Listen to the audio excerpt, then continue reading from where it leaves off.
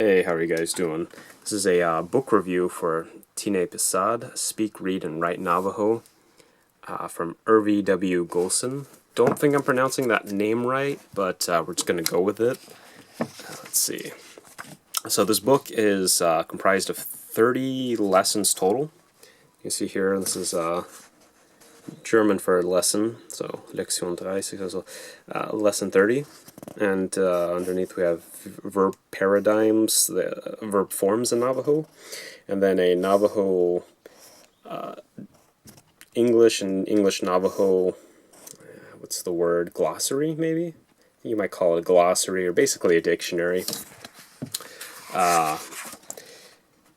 So yeah, go ahead and look at the next part, which is the alphabet. They go ahead and introduce this, of course, first.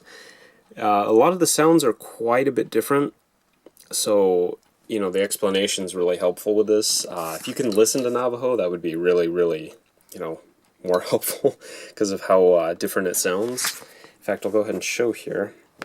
They have here audio cassettes and sets of 10, so the first 10 lessons, the second and the third 10. I don't think that's accurate anymore. It has the ISBNs, by the way, underneath before I continue.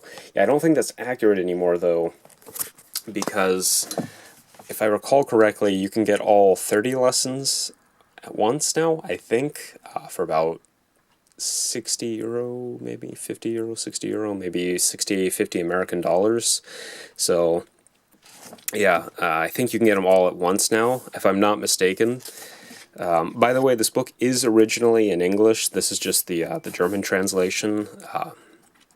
So that, if you speak one or both, or if you prefer one over the other, then, it's available in 2 languages. The German one, though, is a little bit harder to find, and on the off chance you find it online, it might be really, really expensive. So, I think the English one is still roughly 50 American dollars. Obviously Navajo is spoken in the U.S., so... Alright, starting off, we're going to go ahead and look at the first lesson here. So it starts off with lesson 1. What that says in Navajo is lesson 1. First teaching. I might be getting that mixed up with a different book, but I believe it's basically first teaching or something along those lines. And kind of interesting how they have the setup here is you get your dialogue. So you have, I think here, Mr. Hall, and then a Navajo boy named Key. And I guess Mr. Hall, if I recall correctly from the lessons I've read, moved to the Navajo reservation. That's the story that you'll work with. And I think the boy's in his neighborhood or something. And so he's kind of orienting himself. He's not, I don't think he himself is Navajo, but, he's trying to learn it. And what's interesting here is they actually don't put the vocabulary on a second page or a separate page, but actually right next to the dialogue. So you can see here, Yate is like hello or good day, whatever. And Ashki, excuse me, is boy. So, hello boy, yes, hello. So very, very simple first lesson, which is nice. It's a nice way to start a difficult language. For those of you who don't know, Navajo actually has 3 person. No, so you have first, second, and third person. They have a singular and plural in English, and then let's see, singular, dual, and plural in Navajo. So that's 3, and then you have 4 persons technically, or 2 third persons in Navajo. All of those are introduced. The second, third person is not introduced till later. So. Yeah, it's quite a difficult, quite a bit more difficult for people who don't have any familiarity with similar languages or anything like that, which is probably most of us. There is afterwards information. Excuse me. There's information on the different culture patterns and things like that. The name Navajo, white people. Greetings, hanshutun, or handshake, and the pronouns. They don't actually introduce the second, third person pronouns until much later in the book, so as not to confuse the learners.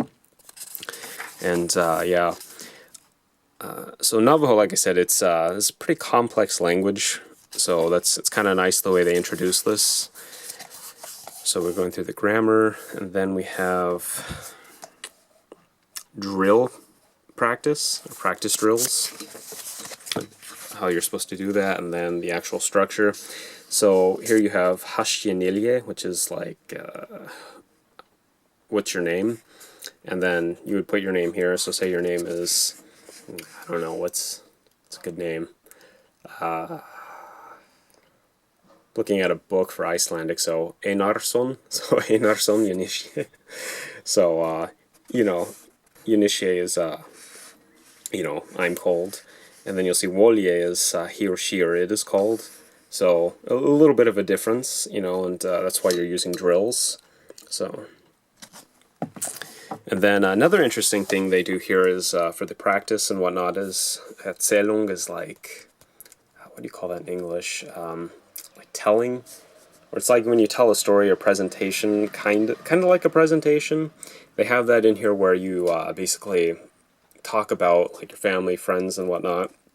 So you actually have to put together stories yourself and have to figure out which words to use and whatnot. And they help with the vocabulary. So it's actually designed for classroom, but it's also usable on your own. So it's actually what's really, really nice about this book. Here's the second lesson. You can see here, let's see, I have to move this closer. You have words like ama, which is translated here as a mother. Let's see. Usually the mother comes first. That's what's written here. I think that's how they, you know, mother and father, I guess, is, I guess the order is the mother usually comes first. So, yeah, they're explaining here, for example, the pronouns that are used for words changes the meaning.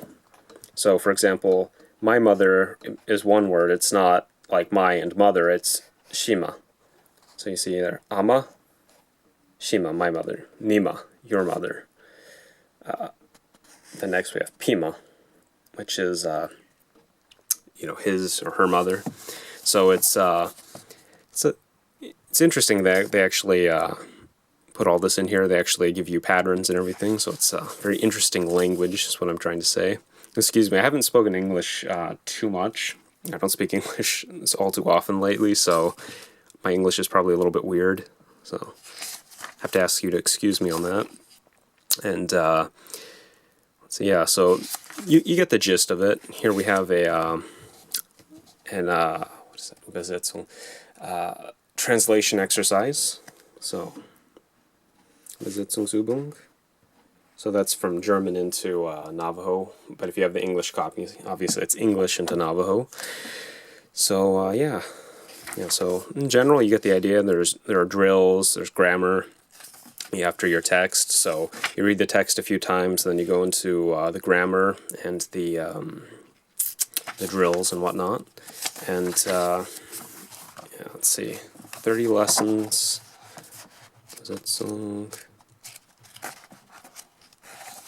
And let's go ahead and look at the verb paradigms.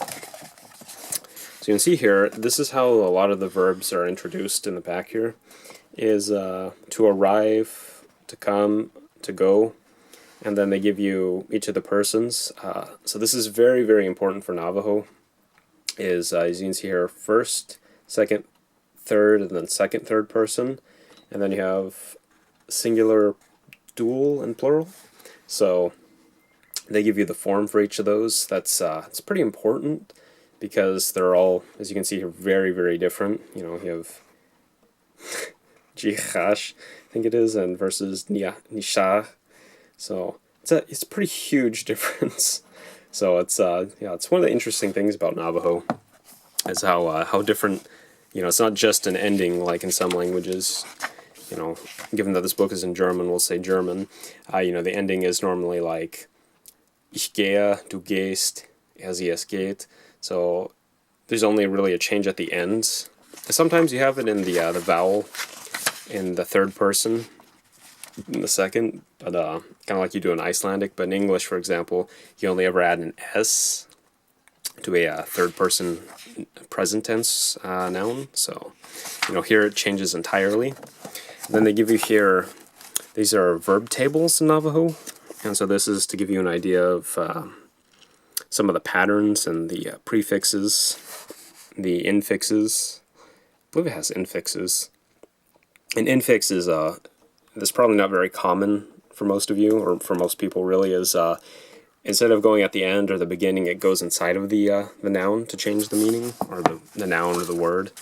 So go ahead and take that out. And then we have, examples of, I think there are 9 classes here, or 9, or I guess 10 classes of verbs they introduce, or nouns, verbs.